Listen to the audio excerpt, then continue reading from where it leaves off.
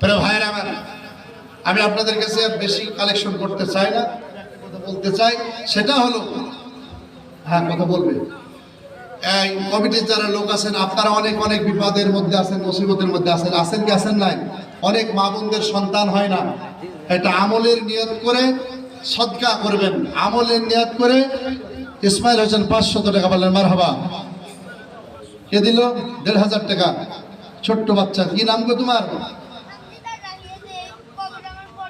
ও, তোমার বড়মার জন্য 1500 টাকা বলেন মারহাবা।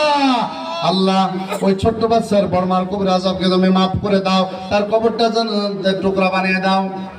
সাগর পরামানিকে 1000 টাকা বলেন মারহাবা। আমার আরেক ভাই 500 টাকা বলেন মারহাবা। আরেক ভাই 200 টাকা বলেন মারহাবা। এই যে আমার আরেক ভাই 200 টাকা। আল্লাহ তুমি দানকে কবুল আর মঞ্জুর করে না। ভাই গো, মা যদি বেঁচে থাকতো একটা শাড়ি কিনে দিতে হতো, হতো কিনা? এই যে শীতের সময় একটা কম্বল হলো কিনে দিতেন। কাদের ডাক্তার, তার স্ত্রী মারা গেছে কয়েকদিন আগে, হ্যাঁ